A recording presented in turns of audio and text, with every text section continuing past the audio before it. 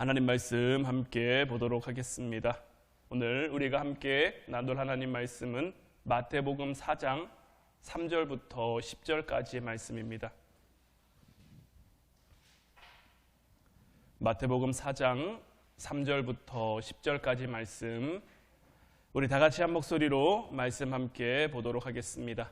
시험하는 자가 예수께 나와서 이르되 내가 만일 하나님의 아들이거든 명하여 이 돌들로 떡덩이가 되게 하라.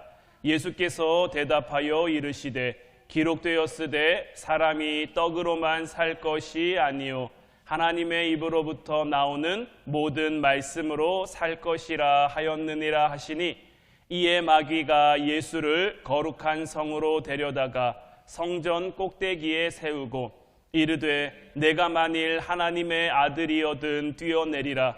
기록되었으되 그가 너를 위하여 그의 사자들을 명하시리니 그들이 손으로 너를 받들어 발이 돌에 부딪히지 않게 하리로다 하였느니라. 예수께서 이르시되 또 기록되었으되 주 너의 하나님을 시험하지 말라 하였느니라 하시니, 마귀가 또 그를 데리고 지극히 높은 산으로 가서 천하만국과 그 영광을 보여 이르되 만일 내게 엎드려 경배하면 이 모든 것을 내게 주리라. 이에 예수께서 말씀하시되 사단아 물러가라. 기록되었으되 주 너의 하나님께 경배하고 다만 그를 섬기라 하였느니라. 아멘. 오늘 이 시간에는 인생을 다르게 이해하기라는 제목 가지고 우리가 함께 말씀 나누고 또한 기도하기를 원합니다. 지금까지 기도회를 통해서 우리가 말씀을 나누며 살펴봤듯이 우리가 그리스도인으로 살아감에 있어서 중요한 것은 우리의 인생을 다르게 이해할 수 있는 그 이해력이, 그렇다면 인생을 다르게 이해해야 되는 그 영역은 어디일까요?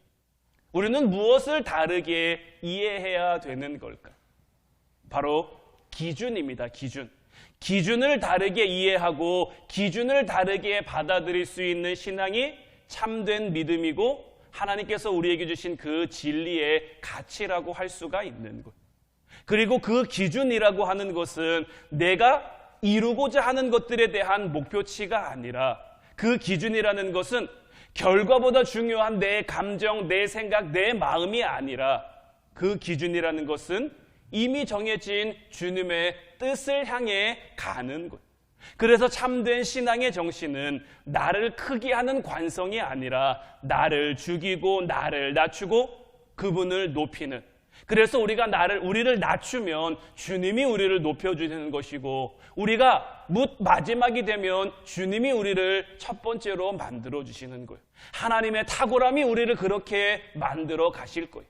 그래서 우리는 그 하나님의 탁월함 가운데 늘 겸손하게 내가 한 것이 아니라, 내가 이룬 것이 아니라 하나님이 나를 통해, 하나님이 우리를 통해, 하나님이 우리 가정을 통해, 하나님이 우리 교회를 통해 하셨음을 늘 고백할 수 있어야죠. 예수님 없는 이 세상 사람들의 삶을 보면 그들의 삶의 목표는 언제나 자기 자신입니다. 좋은 정신을 표방할 수도 있고요, 어떤 도덕적 가치관에 대해서 말할 수 있지만 결국 자기를 사랑하는 그 고도의 집중력은 흐트러지지가 않아요. 그들은 모두가 조금의 형태, 조금의 방법만 다를 뿐 자기 자신을 위해 살아갑니다. 그런데 자기 자신을 위해 살아가던 그 삶들 가운데 예수님이 갑자기 등장하신 거죠. 그리고 나서 예수님이 자기의 생애를 통해서 우리가 인생을 어떻게 이해해야 되는지를 보여주시죠. 인생이라는 어떤 그 메커니즘 속에서 예수님이 기준으로 세우신 것이 얼마나 다른지를 우리들에게 보여주신단 말이에요. 우리는 예수님의 모든 말과 행동 속에서 그러한 것들을 볼 수 있지만, 예수님이 어떤 광장을 대하는 그 태도를 보면, 광장이 뭡니까? 사람이 모이는 곳, 사람이 몰려드는 곳이잖아요. 예수님께서 그곳을 대하신 그 예수님의 태도를 보면 이와 같은 예수님의 기준을 가장 선명하게 볼 수 있는데, 예수님은 수많은 사람이 자기를 환호하는 그 자리를 이상하리만큼 좋아하지 않고 그곳에 머무는 것을 기뻐하지 않으셨어요. 요한복음 6장 15절 말씀을 보면요, 그러므로 예수께서 그들이 와서 자기를 억지로 붙들어 임금으로 삼으려는 줄 아시고 다시 혼자 산으로 떠나가시니라. 이 말씀은 예수님께서 오병이어의 기적을 일으키시고 난 이후에 사람들이 자기를 억지로 붙들어 임금으로 삼으려는 줄 아시고 제자들도 그냥 다 보내두고 예수님 혼자 산으로 기도하러 가시는 그 장면이, 저는 이번 기도회를 시작하면서 서두에도 말씀드렸지만 이와 같은 예수님의 모습을 우리가 하나님의 아들 예수님으로만 바라보는 것이 아니라 하나님의 아들이니 당연한 거고 하나님의 아들이니 마땅한 거고 이렇게만 이해하고 이렇게만 받아들이는 것이 아니라 우리와 똑같은 성정을 지닌 인간 예수님의 어떤 마음과 어떤 그런 심리로 우리가 조금 들여다보면, 우리 사람은 누구나 환호받는 걸 좋아합니다. 그 환호라는 것이 정말 때로는 우리에게 꿀처럼 달콤하지만 때로는 독이 든 성배처럼 우리에게 위험하기도 한 거죠. 역사의 지천으로 적힌 그 흔적들 가운데 하나가 바로 이러한 광장을 얻기 위한, 무리의 어떤 환호와 어떤 이런 것들을 얻기 위한 그러한 싸움이 참 많았죠. 군인도 정치도 종교도 왕도 다 이러한 것들을 원하는 경우가 많았단 말이에요. 사울이 결정적으로 무너진 계기가 어디 있습니까? 전쟁은 나가야 되는데 사무엘 선지자가 늦은 거예요. 자기를 기다리고 있는 그 사람들 앞에 자기가 뭐라도 해야 될 것 같은데 사무엘 선지자가 빨리 와서 자기들을 축복해주고 자기들을 위해 제사를 지내주면 그렇게 나가서 전쟁할 수 있을 것 같은데 그날따라 사무엘 선지자가 늦었단 말이에요. 그러니까 어떻게 하는 거예요? 이 백성들을 위해서 내가 하는 거예요. 내가 뭐라도 할 수 있는 것을 보여주죠. 하나님이 사울을 전쟁에 이기게 하셨을 때도 사울은 길갈에 뭘 세우죠? 자기를 위한 기념비를 세우는 거예요. 자기를 드러내고 싶고 자기가 환호받고 싶은 그러한 모습들 가운데 솔로몬 왕도 마찬가지입니다. 처음에는 하나님의 뜻에 따라 하나님이 주신 지혜에 따라 백성들을 잘 다스렸지만 그 말년으로 가면서 그 큰 나라를 다스리기 위해 자기 생각, 자기 마음, 그래서 수없이 많은 이방인 첩들을 데려오는 거죠. 이방인 후궁들을 드리는 거예요. 그 결과 어떻습니까? 다른 나라들의 어떤 지지는 받았을지 몰라도 그의 믿음, 그의 신앙, 하나님과의 관계는 무너지고 하나님과의 관계가 무너진 결과 솔로몬 때는 아니지만 그 자식의 때에 나라가 둘로 갈리는 그 아픔을 맞게 됐죠. 그러나 예수님이 보여주시는 모습은 다르단 말이에요. 예수님은 이 광장의 환호를 외면하고 홀로 고독한 곳으로 혼자 산으로 떠나가셨단 말이에요. 하나님의 아들 예수님이라면 이런 모습이 마땅한 거고 당연한 거고 전혀 이상한 것이 아닌데 우리와 똑같은 마음을 지닌 인간 예수님은 어떻게 그럴 수 있었을까? 이 부분을 오늘 우리가 좀 함께 나누고자 하는 것이고, 예수님이 그렇게 하실 수 있었던 이유는 다른 데 있는 것이 아니라 그 삶을 살아가는 기준이 완전히 달랐기 때문이다라는 것. 예수님은 이런 환호 속에서만 어떤 자기의 기준을 세워가는 것이 아니라 그 기준을 고수해 가시는 것이 아니라 반대로 수많은 사람들이 자기를 조롱하고 자기를 비난하고 자기를 모욕하더라도 그러한 상황들을 절대 두려워하지 않으셨어요. 예수님의 공생의 사역들 가운데 똑똑한 지식인들이, 바리새인들이, 대제사장이, 서기관들이, 사두개인들이 예수님 앞에 와서 이런 질문이라면 예수님이 정말 곤란해하겠지 하는 그러한 것들만 골라가지고 와서 정말 사회적 어떤 당위성에 대한 것, 어떤 현상적인 모순에 대한 것들, 그런 어려운 문제를 가지고 예수님 앞에 와서 예수님 앞에 묻는다고 예수님이 조금이라도 당황하거나 조금이라도 난처해 하셨습니까? 예수님은 그런 상황들 가운데서도 그런 모습을 보이지 않았어요. 오히려 그럴 때일수록 더욱 초연하게 자기의 길을, 하나님께서 예수님에게 맡겨주신 길을 걸어갔단 말이에요. 계속해서 말씀드리지만 하나님의 아들 예수님이라면 당연한 거죠. 당연히 그래야죠. 그런데 인간 예수님이라면 같은 논리, 같은 맥락을 우리에게 적용하면 어떻습니까? 예수님 하나님의 아들이지만 우리는 어떻습니까? 우리는 하나님의 자녀 아닙니까? 우리도 하나님의 아들, 하나님의 똑같은 딸이죠. 예. 물론 의미는 조금 다릅니다만은 우리도 하나님의 자녀란 말이에요. 그런데 우리는 우리의 삶 가운데 때로는 우리가 세운 기준, 우리가 세운 방법, 하나님의 뜻대로 살아가야지, 하나님의 말씀대로 살아가야지, 우리가 수없이 다짐하고 수없이 결단하잖아요. 그런데 왜 예수님의 기준은 흔들리지 않고 예수님의 기준은 늘 초연하게 한결같은데 왜 우리의 기준은 자꾸만 무너지고 자꾸만 흔들리는 걸까? 그것은 다른 데 있는 것이 아니라 예수님은 삶을 확실하게 다른 기준으로 이해하신 말씀을 통해 우리에게 보여주시는 그런 것들을 보면 예수님은 확실하게 하나님의 뜻을 따라 살았어요. 하나님의 뜻으로만 인생의 모든 것을 반응하니, 모든 기준에 반응하니 세상의 결과에 유연할 수밖에 없는 거죠. 여러분들은 어떻습니까? 여러분들은 정말 하나님 뜻에 반응하고 있다라고 생각을 하십니까?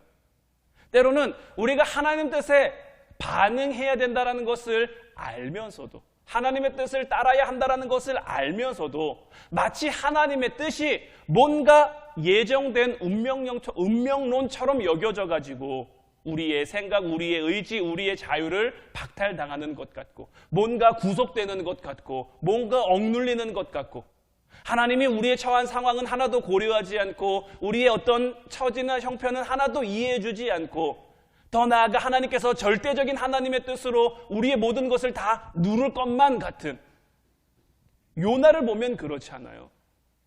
그런 모습이 우리를 통해서도 나타나지 않을까? 이러한 마음들이 우리에게 들 수가 있고, 그러한 것들이 하나님의 뜻에 따라 반응하며 하나님 뜻에 따라 순종하며 살아간다는 것을 알면서도 한편으로는 부담스럽고 한편으로는 조금 멀리 있는 것처럼 여겨지는 이유가 바로 여기에 있는 거예요. 그러나 결론부터 여러분들에게 말씀드리면 이와 같은 생각, 이와 같은 마음들은 철저하게 우리 편에서 이해되고 우리 편에서 해석된 우리의 오해인 거예요. 예수님이 보여주신 하나님의 뜻은 전혀 그런 모습이 아닙니다. 예수님이 보여주신 하나님의 뜻은 한없이 인격적인 모습이, 여기서 인격적이라는 것이 어떤 부드러움을 뜻하는 것이 아니라 여기서 인격적이라는 것은 상호적이라는 것을 말하는 거예요. 우리가 이것을 볼 수 있는 것이 예수님이 하나님의 뜻을 따르기 전에 예수님이 하나님 앞에 기도하죠. 그런데 예수님의 기도를 보면 하나님과 대화하는 것과 같은 그러한 장면들이 굉장히 많이 나온단 말이에요. 예수님의 기도는 철저히 하나님과 관계를 맺어가는 그런 거예요. 그리고 하나님께서도 예수님을 통해 어떤 상명하복의 하나님의 뜻을 이루어 가시는 것이 아니란 말이에요. 우리에게 정말 필요한 삶의 자세는 하나님의 뜻을 충분히 구하는 자세인 거예요. 하나님의 뜻을 구하면서 하나님과 인격적으로 만나고 그 관계를 우리의 삶 가운데 누리며 살아갈 수 있어야 되는 거예요. 우리가 매일 성경을 읽어야 하는 이유도, 우리가 매주 예배를 드려야 하는 이유도 바로 여기에 있는 거예요. 하나님은 매일 우리와 새로운 관계 맺기를 원하시고 우리가 하나님과 늘 새로운 관계 안에 있기를 원하시는 거죠. 이제 바라기는 정말 하나님과의 어떤 인격적인 그 관계 안으로 들어가 그분의 뜻을 구할 수 있는 여러분들 되시기를 주님의 이름으로 축원해 드립니다. 그리고 그 영역 안에서 여러분들의 인생을 새롭게 해석해 갈 수 있기를 주님의 이름으로 축원해 드립니다. 이렇게 우리가 우리의 기준을 달리해서 하나님과의 관계 안에서 살아갈 때 우리는 이 세상이 말하는 결론의 유혹이라는 거에서 자유할 수 있어요. 이 결론의 유혹이라는 것이 뭐냐면 이 세상이 말하는 기준으로 정해진 결론을 가리켜 말하는 거예요.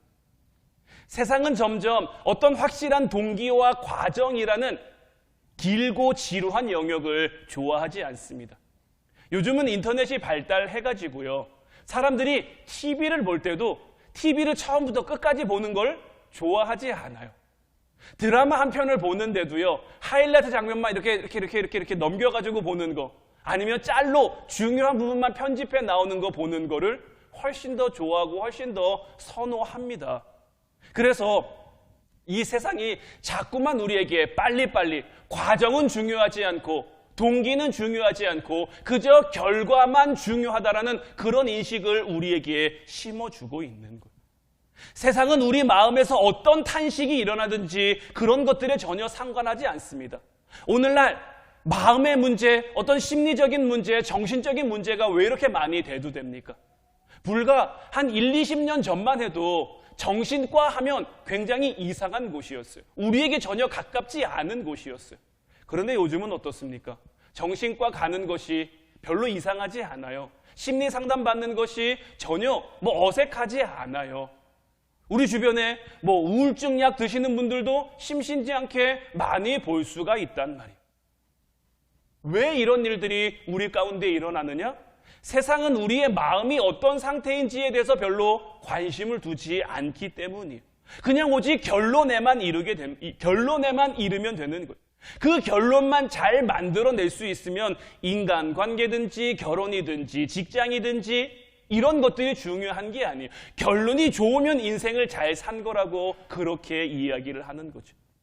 무엇보다 가장 큰 어려움은 뭡니까? 그 정해진 결론들을, 그 정해진 결과물들을 반드시 내 때에 만들어내야 한다는 거죠. 내가 지금 나무를 심었으면 내 때에 열매를 맺을 수 있어야 내가 나무를 잘 심은 것. 내가 후대를 위해서 이렇게 했다. 내가 다른 이들을 이렇게 했다. 세상은 그런 것들 알아주지 않는 거죠. 그저 내가 이루어내지 못하면, 내가 도달하지 못하면 세상은 우리에게 마치 우리가 루저가 된 것처럼 그렇게 얘기를 하고 그렇게 받아들이게 하는 거죠. 그러다 보니까 정신없이 다른 사람들의 삶을 뒤쫓아가기가 바쁜 거예요. 이 기준에 갇혀버리니까 우리의 삶이 점점 조급해지는 거예요. 그리고 동일하게 수단과 방법을 가리지 않게 되는 거죠. 사실 돈이 있고 명예가 있고 힘이 있는 사람일수록 이러한 유혹을 더 많이 받습니다. 그래서 거짓이나 속임이나 부정이나 편법 이런 것들을 고민하지 않고 저지르는 거예요. 가끔 뉴스 같은 데 보면은 음식점 중에 이상한 거 가지고 음식 만드는 그런 식당들 나옵니다. 그런 식당들 보면요, 정말 어려워서 그런 거 쓴 식당은 하나도 없어요. 그냥 조금 더 내가 더 많이 갖기 위해, 남들이 먹지 못하는 걸 먹든지 말든지 그건 상관없는 거예요. 그저 내 주머니만 채우고 내 배만 부르면 되는 거예요. 그 사람들은 그런 거 먹을까요? 그 사람들의 자식에게는 그런 것들을 먹일까요? 그러지 않겠죠.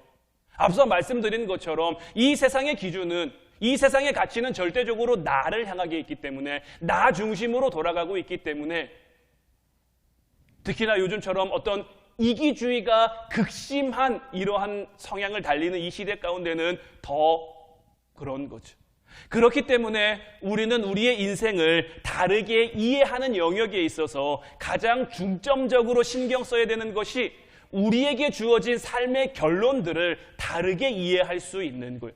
세상이 이렇게 말한다 할지라도 이렇게 말하는 것을 그대로 받아들이는 것이 아니라, 그래서 그대로 쫓아가기 급급한 것이 아니라, 하나님의 뜻 가운데, 하나님의 말씀 가운데 우리에게 주어진 어떤 삶의 결론들을 새롭게 다시 볼 수 있어야 하는데, 자, 오늘 본문 말씀을 다시 보면, 시험하는 자가 예수께 나와서 이르되 내가 만일 하나님의 아들이거든 명하여 이 돌들로 떡덩이가 되게 하라. 예수께서 대답하여 이르시되 기록되었으되 사람이 떡으로만 살 것이 아니요 하나님의 입으로부터 나오는 모든 말씀으로 살 것이라 하였느니라 하시니, 이에 마귀가 예수를 거룩한 성으로 데려다가 성전 꼭대기에 세우고 이르되 내가 만일 하나님의 아들이거든 뛰어내리라. 기록되었으되 그가 너를 위하여 그의 사자들을 명하시리니 그들이 손으로 너를 받들어 발이 돌에 부딪히지 않게 하리로다 하였느니라. 예수께서 이르시되 또 기록되었으되 주 너의 하나님을 시험하지 말라 하였느니라 하시니, 마귀가 또 그를 데리고 지극히 높은 산으로 가서 천하만국과 그 영광을 보여 이르되 만일 내게 엎드려 경배하면 이 모든 것을 내게 주리라. 이에 예수께서 말씀하시되 사단아 물러가라. 기록되었으되 주 너의 하나님께 경배하고 다만 그를 섬기라 하였느니라. 이 말씀은 예수님께서 공생의 사역을 시작하기 전에 40일간 금식하며 기도하셨고, 금식하며 기도하기를 마치셨는데 사단이 나타나서 예수님을 시험하시는 장면이죠.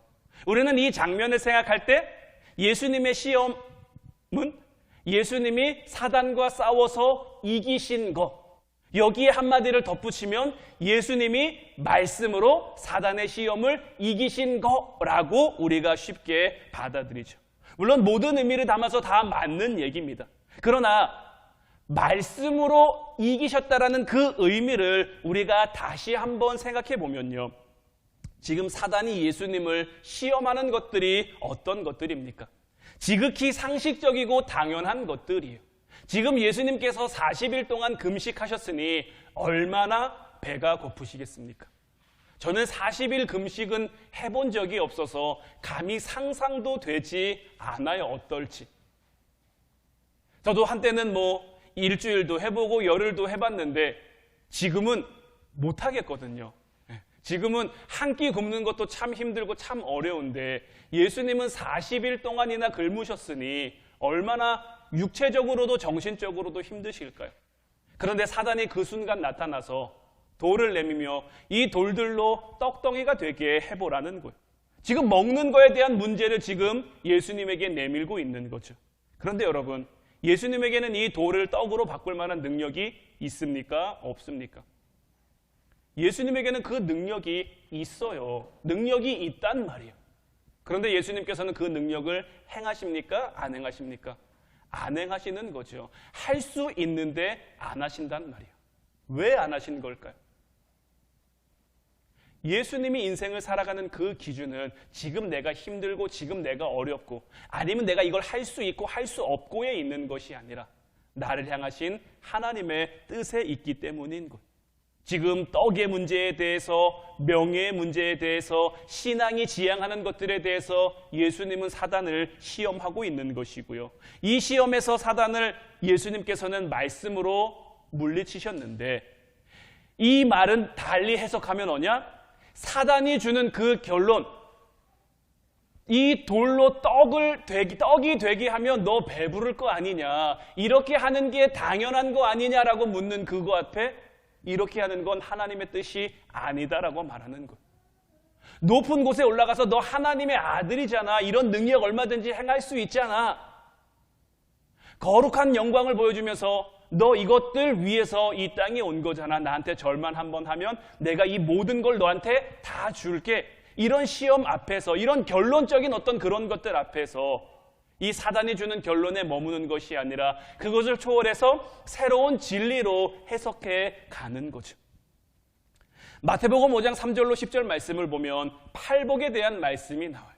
팔복에 대한 말씀이 나오는데 우리가 팔복의 말씀 너무나 잘 알잖아요. 심령이 가난한 자는 복이 있나니 천국이 그들의 것이요, 애통하는 자는 복이 있나니 그들을 위로를 받을 것이며, 온유한 자는 복이 있나니 그들이 땅을 기업으로 받을 것이며, 의에 줄이고 목마른 자는 복이 있나니 그들이 배부를 것이며, 긍휼히 여기는 자는 복이 있나니 그들이 긍휼히 여김을 받을 것이며, 마음이 청결한 자는 복이 있나니 그들이 하나님을 볼 것이며.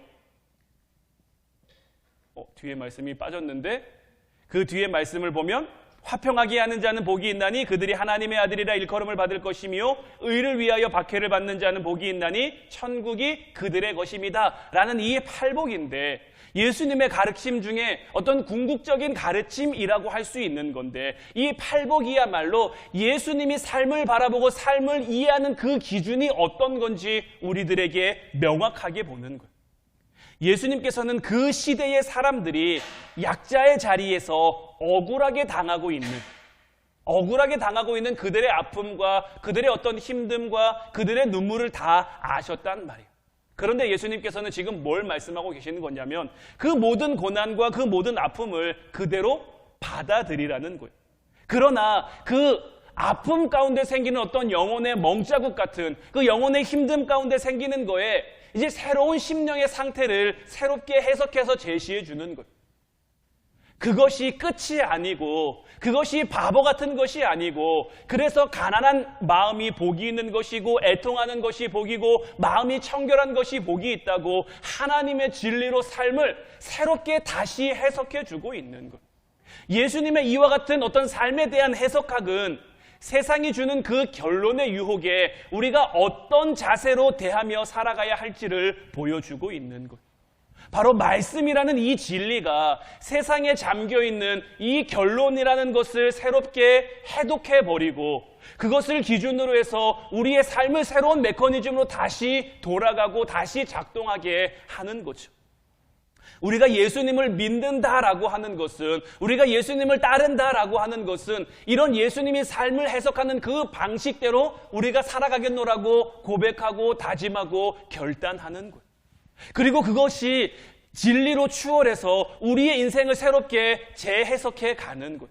이 우리의 인생을 새롭게 재해석해 가는 그 과정 가운데 하나님의 탁월함이 나타나는 것, 하나님의 능력이 나타나는 것, 예수님이 가는 곳곳마다 이적을 행하실 수 있는 것, 물론 하나님의 아들이니까 당연하고 마땅한 거라고 우리가 너무 쉽게 생각해 버릴 수도 있지만, 우리와 똑같은 인간 예수님으로 본다면 이와 같은 예수님의 삶의 자세를 통해 하나님은 역사하신 것이고요, 예수님 말고도요 성경에 참 많은 신앙의 인물들이 나오고 있는데 그들을 통해 역사하신 하나님의 방법을 보면 다 이와 같은 거예요. 우리가 어제 나만 장군을 그냥 보낸 엘리사 선지자에 대한 말씀을 나눴죠. 엘리사는 그 모든 상황 가운데 어떻게 초연할 수 있으며 어떻게 그 모든 것들을 다 감당하고 해낼 수 있습니까? 나만의 문둥병 앞에서 그는 어떻게 담대하게 나에게 보내십시오, 나와 보지도 않고 요단강 물에 가서 7번 씻으십시오, 가는 거 보지도 않고 그렇게 삶을 초연하게 대할 수 있을까? 그것들을 대하는 이 세상의 결론들은, 이 세상의 기준들은 그렇게 하면 안 된다라고 말하고 있는데 그들은 어떻게 그와 같은 삶을 살아갈 수 있는 걸까요? 이와 마찬가지로 삶을 해석해가는 그들이 삶을 바라보는 그 삶에 대한 기준이 다르기 때문인 거예요. 그리고 이 기준을 달리하는 그 사람들을 하나님이 사용하시며 이 땅 가운데 하나님의 나라를 세워가시는 것, 하나님의 뜻을 주시며 하나님의 사명을 주시며 우리 삶의 자리에서 우리가 정말 복된 삶을 영위해 갈 수 있도록 하나님께서 우리의 삶을 그렇게 이끌어 가시는 거죠. 이것이 우리 그리스도인들이 우리 마음에 새겨야 할 어떤 신앙의 결론, 믿음의 결론인 것. 이제 이와 같은 결론이 여러분들의 삶을 통해 이루어질 수 있기를 주님의 이름으로 축원해 드립니다. 세상이 아무리 안 된다 말하고, 세상이 아무리 못한다 말하고, 세상이 아무리 틀렸다 말하고, 세상이 아무리 우리를 향해 손가락질하고 비난하더라도 그런 것들에 우리가 휘둘리는 것이 아니라 그 모든 삶의 자리 가운데 정말 우리의 인생을 바라보는 그 기준이 하나님의 말씀, 하나님의 뜻이 되어 이 결론을 바꾸어 버림으로 우리의 삶의 모든 시작과 출발이 달라질 수 있는 저와 여러분들 되시기를 주님의 이름으로 축원해 드립니다. 이제 우리 찬양하고 같이 기도하기를 원하는데, 오늘 이 시간에는 예수 피를 힘입어 이 찬양 함께 고백했으면 좋겠어요. 우리가 주님 앞에 나아갈 때 어떻게 나아가야겠습니까? 우리를 구원한 주님의 십자가, 그것을 믿으며 가면 되는 거죠. 자격 없는 우리의 힘이 아니라 오직 예수님의 보혈로. 주님께서 우리에게 그 길 제시해 주러 이 땅에 오신 거잖아요. 그 삶의 방법을 우리에게 보여주러 이 땅에 오신 거잖아요. 그러니 이제 우리도 주님, 우리의 힘, 우리의 능력, 자격 없는 우리의 모습이 아니라 예수님의 피를 힘입어 이 땅을 살아가겠습니다. 그 십자가의 보혈 힘입어, 그 완전하신 사랑을 힘입어 우리가 주님을 예배하며 이 땅을 살아가겠습니다. 우리 찬양하고 같이 기도하도록 하겠습니다.